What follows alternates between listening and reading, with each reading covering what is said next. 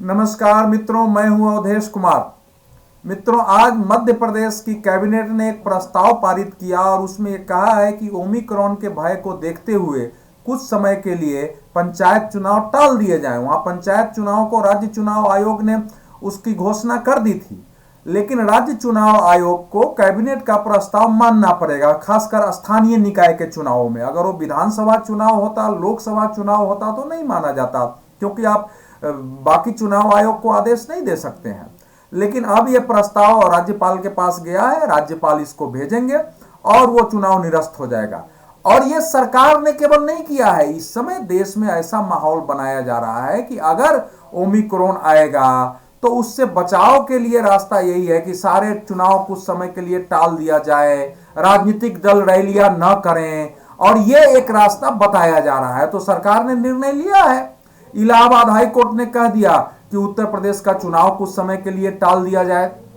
तो हमारे देश के में इस प्रकार का वायुमंडल बनता है। पिछले समय भी जब महामारी पीक पर थी और उस समय पश्चिम बंगाल चुनाव के कुछ फेज बाकी थे, तो क्या वातावरण बना, ये ध्यान देने की है। लेकिन यह प्रश्न उठता है कि मैं बार बार यह सवाल भी देश के सामने उठा रहा हूं और अपनी बात भी रख रहा हूं कि कोई भी संकट, कोई महामारी, कोई बीमारी अगर लगातार आ रही है, लगातार हमारे सामने समस्याएं, चुनौतियां पैदा कर रही है, तो क्या लंबे समय तक सारी गतिविधियों को ठप करके बैठ जाना उचित होगा?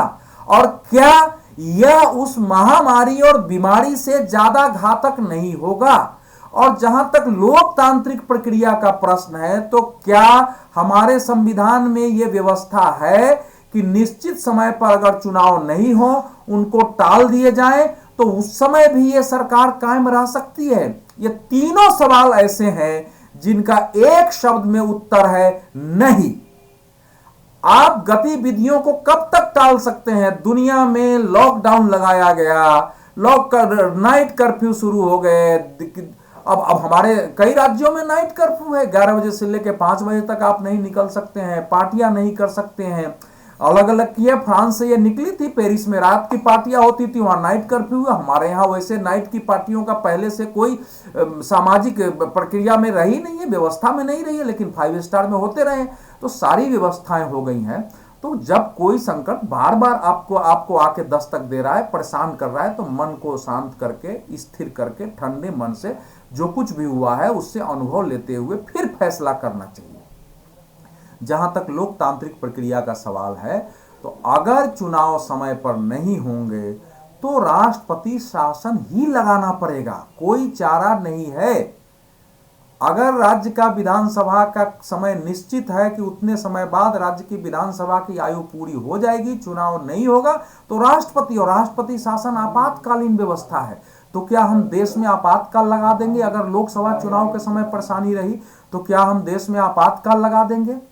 अब इस प्रश्न का किसी के पास क्या उत्तर है? और जो विपक्ष मांग कर रहा है, क्या विपक्ष इसके लिए तैयार होगा कि इस समय जो केंद्र सरकार है, जहां बीजेपी की सरकार है, मान लीजिए उत्तर प्रदेश, उत्तराखंड में भाजपा की सरकार है और गोवा में चुनाव हम नहीं कराते हैं, इन तीनों राज्यों की विधानसभाओं का कार्यकाल पूरा हो जाता है, तो जब राष्ट्रपति शासन लागू होगा तो एक प्रकार से वो केंद्र का ही शासन होगा वो।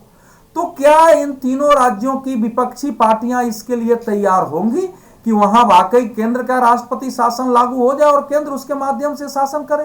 क्या पंजाब की विपक्षी पार्टियां, यहां की कांग्रेस पार्टी, उस समय की अकाली पार्टी, क्या ये सब इसके लिए तैयार होंगे कि ठीक है भैया, हम चुनाव टाल दो, राष्ट्रपति शासन लगा लो? ये कोई तैयार नहीं होगा। आवाज उठाने की बात है। इसीलिए किसी सरकार को कटघरे में खड़ा करना कि चुनाव आप क्यों करा रहे हो, सभाएं क्यों कर रहे हो। अभी सभाएं पंजाब में कांग्रेस की भी हो रही है, सभाओं कैप्टन अमरिंदर सिंह भी कर रहे हैं, सभाएं वहां अकाली दल भी कर रही है, उत्तर प्रदेश में अखिलेश यादव भी सभाएं कर रहे हैं, कांग्रेस सभाएं कर रही है, प्रियंका वाड्रा के दौरे हो रहे हैं, कांग्रेस की मीटिंग हो रही है, सबके प्रेस कॉन्फ्रेंस हो रहे हैं, ममता बनर्जी गोवा में जाके आ रही है जगह जगह से। तो सभी पार्टियां कर रही है, ऐसा तो है नहीं। तो पार्टियां रोक लें सारे, लेकिन पार्टियां भी अपने काम कर रही हैं, लेकिन एक आवाज उठ रही है। मेरा अपना मानना हमेशा रहा है कि अनुभव यह बता रहा है, जैसे हमारे समय कुंभ को लेकर के कुंभ को खलनायक बनाया गया, दिया गया। अभी तक एक भी ऐसी साइंटिफिक स्टडी, वैज्ञानिक अध्ययन सामने नहीं आया है जिसमें यह बताया जाए कि इतने लोग कुंभ से लौटे, फलाने जगह के थे, वहां इतने इन लोगों को कोरोना हुआ और इनके कारण वहां कोरोना फैला हुआ हो।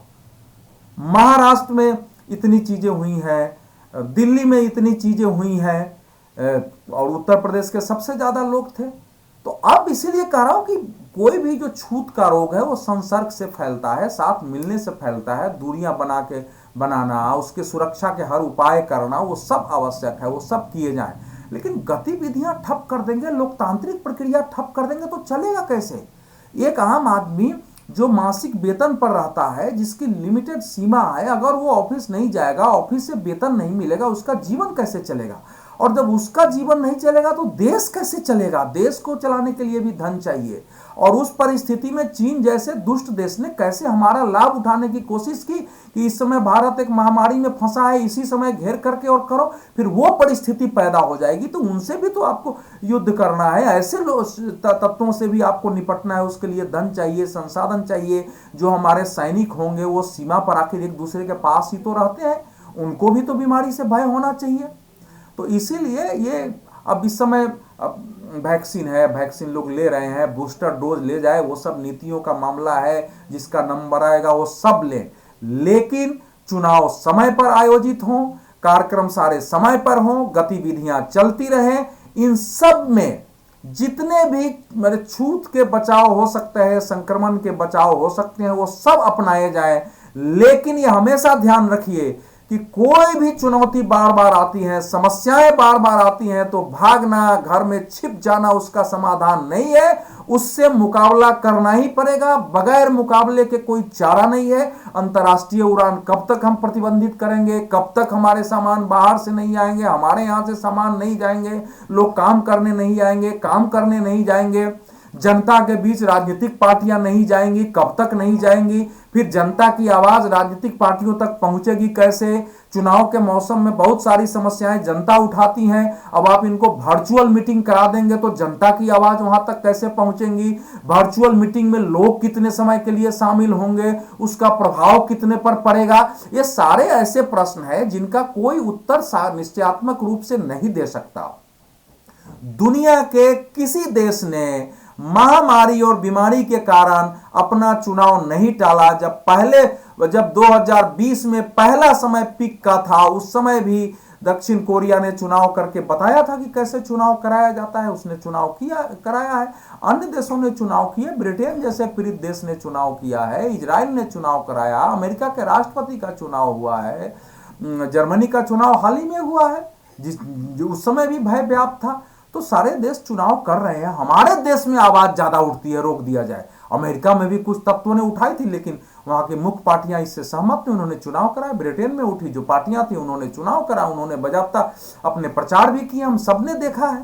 तो इसीलिए मेरा कहना यह है कि सरकार लोगों की सुरक्षा के लिए जो वैक्सीन की बातें हैं, चलो वैक्सीन से भी लोगों की सहमति असहमति है, लेकिन उससे आत्मविश्वास पैदा होता है। वो जो मेडिकल कम्युनिटी उनको जो सुझाव देती है वो अपने अनुसार काम करें, लेकिन चुनाव समय पर हो, चुनावी सभाएं हो, चुनावी सभाओं में जितने सुरक्षा के उपाय किए जा सकते हैं, लोग मास्क लगाएं, लोग सैनिटाइजर लगाएं, लोग हाथ धोएं, इन सब का ध्यान रखा जाए। लेकिन किसी गतिविधियों को ठप नहीं किया जाए। मध्य प्रदेश सरकार ने निर्णय लिया है, मैं उस निर्णय से बिल्कुल सहमत नहीं हूं, क्योंकि अभी तक खतरा इतना बड़ा नहीं आया है कि चुनाव को टाल दिया जाए।